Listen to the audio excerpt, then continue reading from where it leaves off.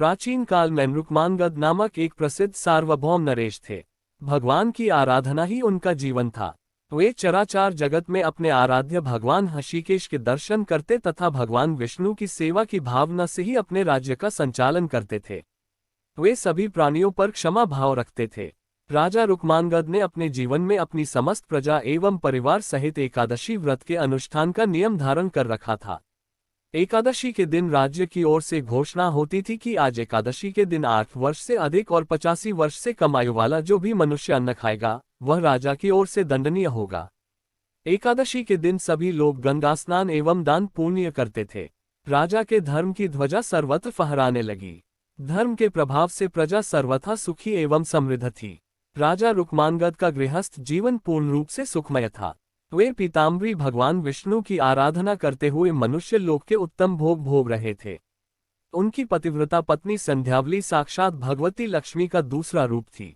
वह सभी दृष्टि से पति का सुख संपादन करने में अद्वितीय थी।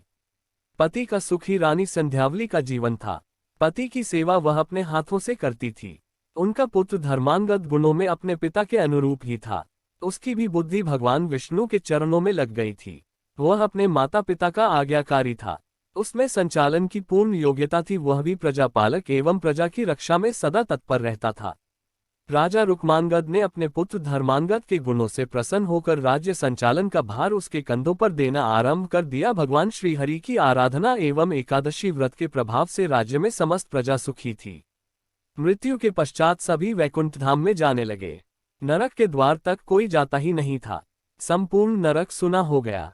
सूर्यपुत्र यमराज एवं चित्रगुप्त दोनों के लिए कोई कार्य रहा ही नहीं। जब सभी प्रजानन वैकुंठ जाने लगे तब यमराज किन्हें दंड दे और चित्रगुप्त किनके कर्मों का हिसाब रखे। अंत में वे ब्रह्मा जी की सभा में पहुंचे। उन्होंने ब्रह्मा जी से रुक्मांगद के प्रभाव का वर्णन करते हुए कहा, पितामह भगवान विष्णु की आराधना एवं एकादशी व्रत के प्रभाव से समस्त प्राणी वैकुंठ धाम को प्राप्त हो रहे हैं। नरक में कोई प्राणी नहीं आ रहा है। लंबे समय से हम लोग व्यर्थ बैठे हैं। ये सुनकर ब्रह्मा जी को अत्यंत प्रसन्नता हुई। वे मन ही मन भक्तराज रुक्मांगद को नमन करने लगे। ब्रह्मा जी रुक्मांगद की ऐसी अद्भुत महिमा को और बढ़ाना चाहते थे। उन्होंने अपने मन में संकल्प से एक अत्यंत सुंदर एवं लावण्यवती नारी को प्रकट किया। उस नारी का नाम मोहिनी था। वह संसार की समस्त सुंदरियों में श्रेष्ठ एवं रूप के वैभव से संपन्न थी। एक दिन राजा रुक्मांगद वन भ्रमण के लिए निकले। उसी वन में वह मोहिनी अत्यंत मधुर वीणा बजा रही थी। उस रूपराशि को देखकर राजा रुक्मांगद उस पर मोहित हो गए। राजा ने मोहिनी से विवाह की याचना की। मोहिनी मुस्कुराते हुए एक शर्त रखकर बोली, महाराज, समय पर मैं जो कहूँ आपको उसका पालन करना पड़ेगा। राजा ने मोह के वशीभूत होकर वह शर्त स्वीकार कर ली और वे मोहिनी के साथ अपनी राजधानी लौट आए। वहां वे मोहिनी के साथ सुख से समय व्यतीत करने लगे। युवराज धर्मांगद ने शासन की पूर्ण योग्यता प्राप्त कर ली थी। उसने भूमंडल के सभी मंडलों को जीतकर उन पर अपना शासन जमा लिया तथा अनेक बहुमूल्य रत्न मणियां लाकर अपने पिता को अर्पित किए। धर्मांगद के सुराज्य से प्रसन्न होकर रुक्मांगद ने अपनी संपूर्ण शासन व्यवस्था उसे सौंप दी और एक योग्य कन्या से धर्मांगद का विधिपूर्वक विवाह कर दिया। ब्रह्मा जी ने मोहिनी को राजा रुक्मांगद की परीक्षा के लिए ही भेजा था। सुखपूर्वक बहुत समय व्यतीत होने पर एक दिन वह अवसर आया जब रुक्मांगद का एकादशी व्रत निर्विघ्न चल रहा था। वे एकादशी के दिन कभी अन्न ग्रहण नहीं करते थे। सदैव की भांति वे घोषणा करा देते, मनुष्यों, तुम सब अपने वैभव के अनुसार एकादशी के दिन चक्र सुदर्शनधारी भगवान विष्णु की पूजा करो। जो भगवान विष्णु का लोक प्रदान करने वाले मेरे इस धर्मसम्मत वचन का पालन नहीं करेगा, निश्चय ही उसे कठोर दंड दिया जाएगा। एक दिन मोहिनी अपने पति रुक्मांगद से एकादशी के दिन अन्न खाने के लिए आग्रह करने लगी। उसने हठपूर्वक कहा कि गृहस्थ राजा को जो सदैव परिश्रम करता है, कभी भी अन्न नहीं छोड़ना चाहिए। राजा ने मोहिनी को बहुत समझाया। उन्होंने शास्त्रों का प्रमाण देकर बताया कि एकादशी के दिन जो अन्न खाता है वह पाप का भागी और नरकागामी होता है, किंतु मोहिनी अपने हठ पर अटल रही।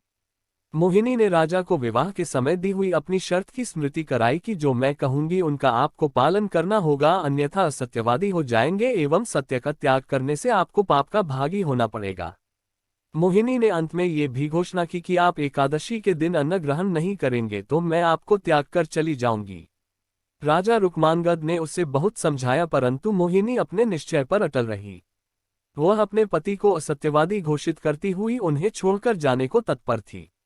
इधर राजा रुक्मांगद मोहिनी पर आसक्त होते हुए भी एकादशी के दिन अन्न ग्रहण न करने के निश्चय पर दृढ़ थे।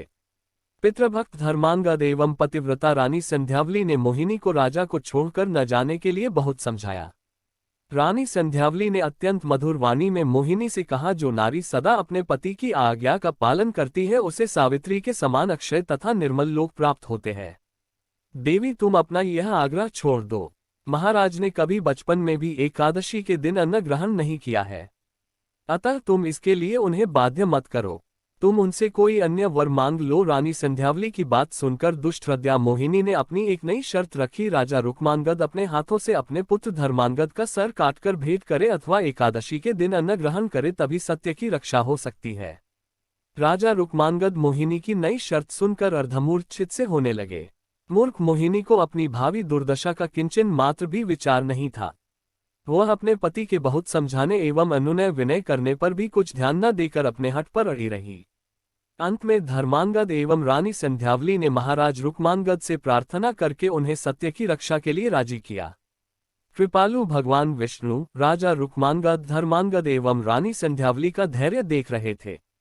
चमचमाती तलवार जो ही धर्मांगद के सिर को छूने वाली थी, त्यों ही भगवान विष्णु ने प्रकट होकर राजा का हाथ पकड़ लिया। इस अद्भुत दृश्य को देवगण भी देख रहे थे। उनके देखते ही देखते महात्मा नरेश अपनी रानी संध्यावली एवं पुत्र धर्मांगद के साथ भगवान विष्णु में सशरीर विलीन हो गए।